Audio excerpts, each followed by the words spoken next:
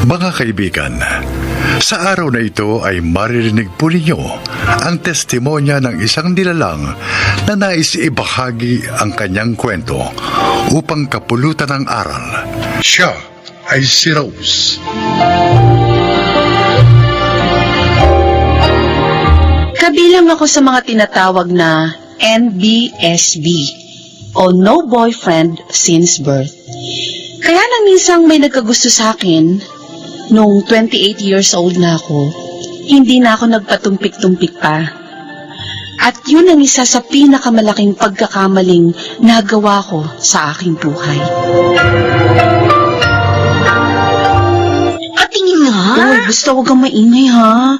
Sa'yo ko palang to sinasabi. Oo naman. Bakit ko naman ichichika sa iba? Ito naman, wala ka ba tiwala sa akin? Hindi naman sa ganun. Oh, tingnan mo. Oh my gosh! Ang pogi! Oh, diba? Bes! This is it! Nahanap mo na finally si Mr. Right! Ngayong mga panahong to, alam mo, pakiramdam ko, para akong lumulutang sa alapaap. Ang sarap pala sa pakiramdam, ina. Masaya ako para sa'yo. NBSB no more! True! So, kailan mo siya ipakikilala sa mga magulang mo? Ay, di ba dapat siya muna magpakilala sa akin sa mga magulang niya? Sabagay, kasi siya ang lalaki. Correct. Kaya hihintayin ko na lang. Teka, gaano na ba kayo katagal? Isang buwan pa lang naman. Ay, enjoy me stage na yan, Bes. Yan yung puro kilig moments. Pero kapag mag-asawa na kayo, naku, wala na yan. Ganon? Bakit? Hindi ka kinikilig sa asawa mo? So ka ba? 10 taon na kami magkasama. Sa simula lang naman yung mga ganyang pakiramdam na parang akala mo, lumulutang ka sa ulap, ganun. Ganon? Pero later on, mawawala rin yan. Kaya best, i-enjoy mo yan habang naririyan ka pa.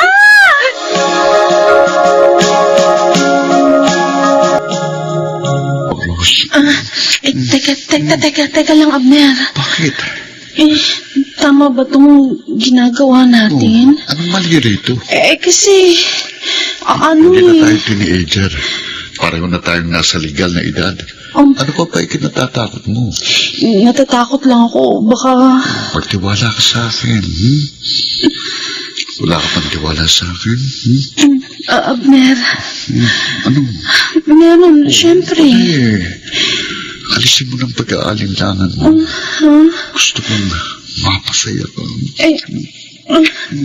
Abner.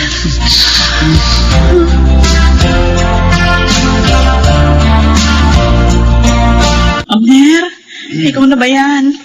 Oo. Mabuti naman, tumating ka na. Pwede mo ba ako tulungan? Kailangan ko magpalit ng damit. Bakit naman hinintay mo pa ako? Narito naman ang bunso mong kapatid. May ginagawa kasi si Shaira kanina. Ano ba yan?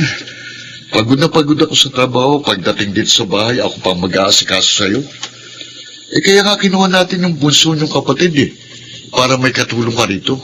Sayang naman ang pagpapaaral ko sa kanya kung ako pa rin palang mag-aasikaso sa'yo. Dami mo namang sinabi. Ngayon pa lang naman maaabala. Pagod nga ako sa trabaho Sige na. Hindi na ako magpapalit ng damit. Ano? Total, hindi ka naman tumatabi sa akin pagtulog, kaya ayos lang. Kahit mag-amoy pawis ako. Tumigil ka, Vicky, Lalo mo lang akong iniinis, Pasalamat ka. Nakapagtitimpi pa ako sa'yo.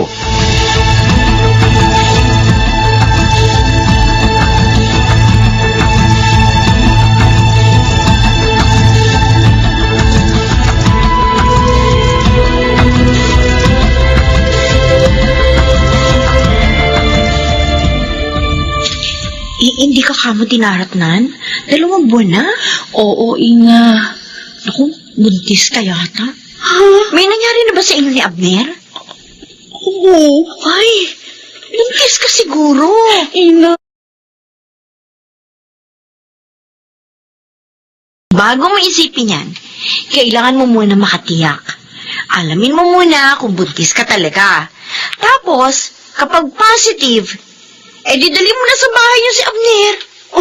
Nasa tamang edad ka na naman, Rose. Isa pa, Pwede naman kayo magpakasal habang hindi pa malaki ang tiyan mo. Kinakabahan ako, Ina.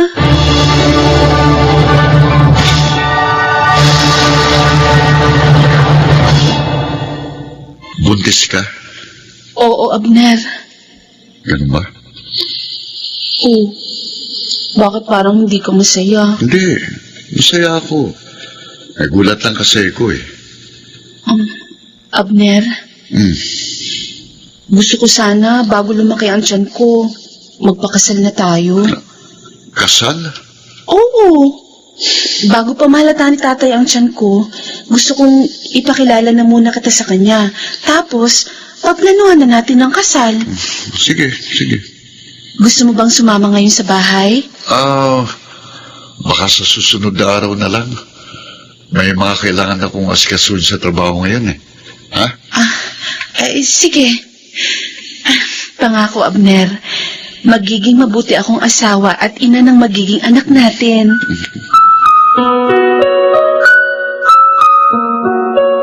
Ano? Isang linggo na kayong walang communication? Tinatawagan ko siya pero iba na yata ang numero niya. Hindi ko siya makontak. Pero, bakit? Hindi ko alam. Hindi ko alam, Ina. Teka, yung workplace niya. Saan ba siya nagtatrabaho? Ang alam ko lang sa private company. Hindi ko alam kung saan mismo. Ano? Rose naman? Hindi naman kasi siya pala kwento. Naku, mukhang ibang kutob ko dito. Oh, Ina. Bakit naman kasi hindi ka nag-usisa tungkol sa kanya? 3 buwan na kayong magkarelasyon. Nagpagalaw ka na. Tapos hindi mo pa pala alam ang lahat tungkol sa kanya? Ina, tulungan mo ko. Dapat mahanap ko siya. Papatayin ako ni tatay kapag nalaman niyang buntis ako. Ano ba itong pinasok mo, Rose?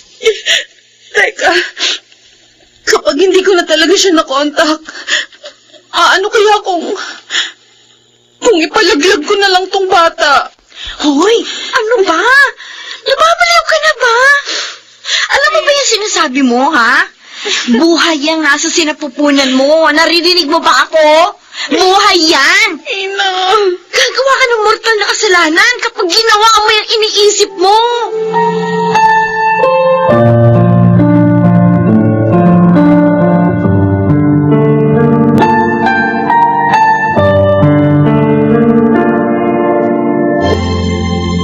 Anong sinabi mo?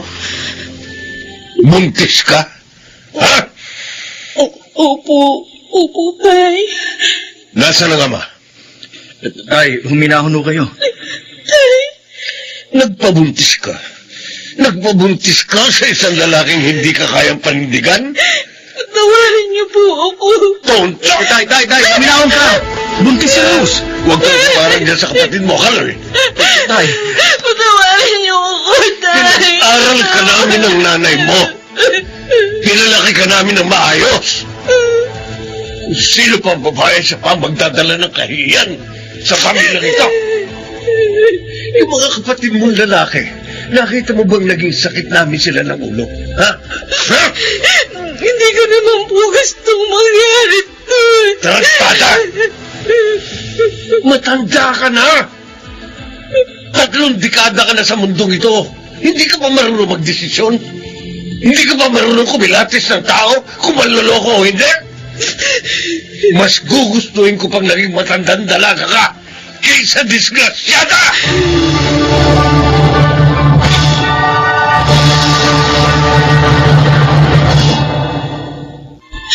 Kuya Kaloy, hindi ko alam ang gagawin ko. ibigay mo sa akin ang larawan ng lalaking yan. Ako maghahanap sa kanya. Pero, kuya... Magtiwala ka sa akin. Hindi ako gagawa ng kahit anong hakbang na mas magpapalala ng sitwasyon. Alam ko marami kang tanong sa isip mo ngayon. Ayaw mo bang malaman ang sagot sa mga yan? Kuya, Ako nang bahala. Basta alagaan mo yung pinagbubuntis mo. Huwag mo siyang idadamay sa galit mo sa lalaking yun. Wala siyang kasalanan. salamat sa pangunawa mo, kuya. Para saan ba't naging magkapatid tayo? Patawarin niyo ako. Patawarin niyo ako.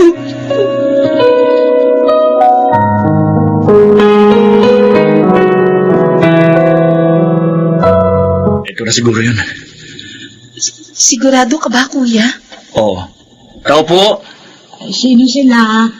Ito po bang bahay ni Abner Mendoza? Sila. Ilak mo nga ang wheelchair ko. Opo. Ito lang, isa niyang binti.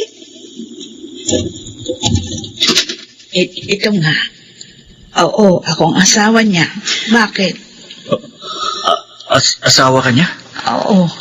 Bakit? Kasi may utang siya sa amin. Utang? Oo. Humiram siya ng malaking halaga pero hindi pa niya nababayaran. Ay, pasensya na kayo ha. Medyo hirap kasi kami sa pera ngayon dahil sa sakit ko. Nagpapagamot kasi ako eh. Eka, anong lending company ba kayo? Sasabihin ko na sa kanyang nagpunta kayo rito.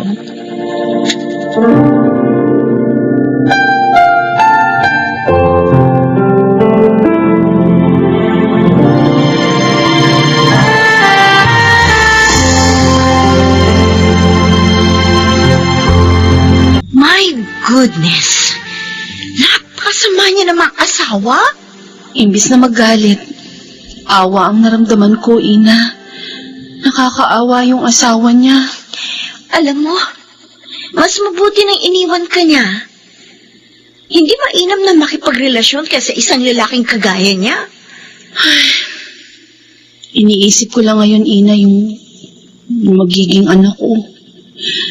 Paano kapag isinilang ko siya at lumaki siya? Wala siyang kikilalaning ama.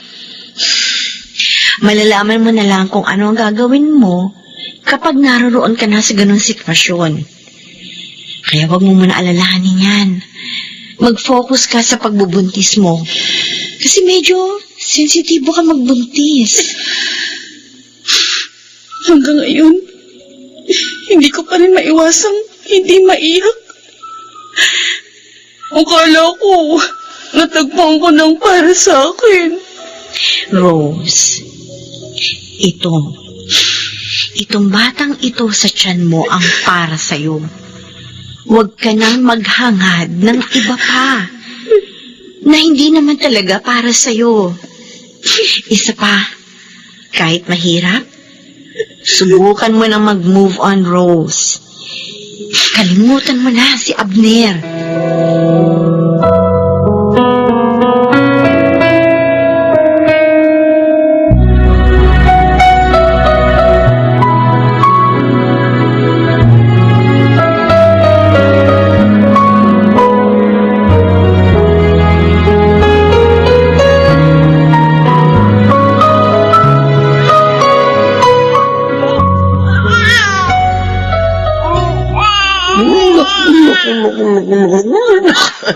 Tuwan-tuwa na naman na kinakarga ng lolo, ha? Tay, Oh, akin na po. Papaliguan ko na po si baby. sige. Naku, hindi ba nangangalay ang braso niyo rito? Ang bigat-bigat niya. Napansin ko nga, mukhang bumibigat na eh. Paano hindi bibigat eh? Ang galing dumede. At mukhang tinutubuan na ng ngipin. Oo nga ho, Tay. Napakabilis ng panahon. Salamat ho, Itay. Salamat. Saan? Sa pagmamahal sa anak ko sa kabila ng lahat. Oh, bakit naman hindi ko yan mamahalin? Apo ko yan.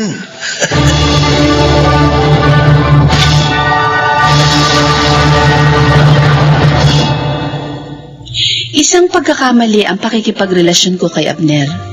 Isang bangungot na ayaw ko nang maalala pa. Ngunit ang aking anak ay isang biyaya mula sa Panginoon. Kaya masilimuot man ang aking karanasan, tuwing nakikita ko ang anak ko, hindi ko mapigilang magpasalamat sa Diyos sa biyayang ibinigay niya sa akin. Ako si Rose. Ito ang aking buhay. Madalas, we learn the hard way. Wika nga nila. Gayunpaman, ang bawat pagkakamaling nagagawa natin ay may kasamang mahalagang aral sa buhay. Mga nagsiganap, Bilal Benamin, Phil Cruz, Chiquit del Carmen Amor, Rosana Villegas, Maynard Landicho Jr., at Jenaline de la Cruz sa papel na Rose. Naglapat ng angkop na tunog Jerry Mutiel. Sa musika, Buboy Salonga. Supervisyong teknikal, Eric Lucero at Bong Muyar. Creative consultant, Phil Cruz. Production assistant, Anching Cruz. Ito'y mula sa panulat ni Rita Labanon. Sa direksyon, June Martin Legaspi at Maynard Landicho Jr. Ito ang aking buhay.